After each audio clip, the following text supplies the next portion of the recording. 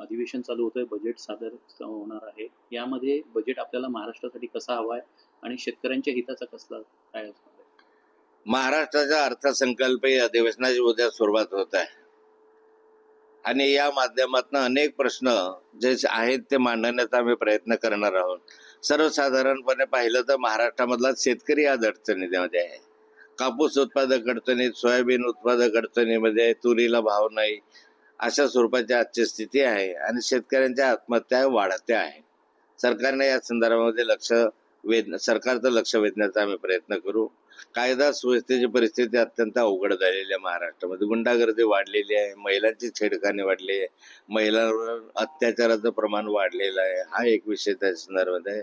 सर्वात महत्वाचं म्हणजे राज्य आर्थिक दिवाळखोरीमध्ये आहे. ह्या राज्याच्या तिजोरीमध्ये खळखळाट आहे. त्यामुळे अनेक योजनांना हे सरकार पैसे देऊ शकत नाही. त्यामुळे कल्याणकारी योजनांनाही ब्रेक लागण्याची शक्यता आहे आणि ही आम्ही महाराष्ट्राच्या विधानसभेत सरकारला म्हणजे कसं आर्थिक बेशिस्त या सरकारची आहे आणि त्यामुळे अनेक प्रश्न या संदर्भात कामगारांचे प्रश्न आहे, शेतकऱ्यांचे प्रश्न आहे, शेतमजुरांचे प्रश्न आहे. अनेक प्रश्न या महाराष्ट्राच्या विधानसभेत मांडण्यासारखे आहे.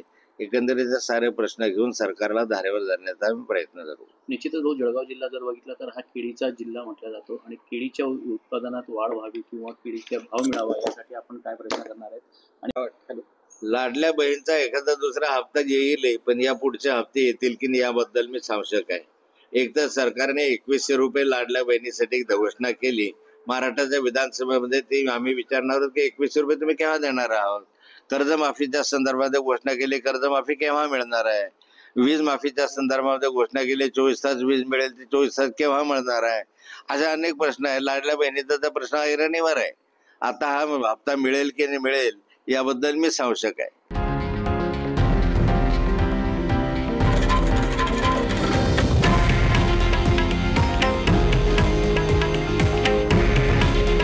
हे आहे देशातील नंबर 1 न्यूज नेटवर्क आणि आपण पाहत आहात TV9 मराठी. काळजी तुमची, हित महाराष्ट्राचं.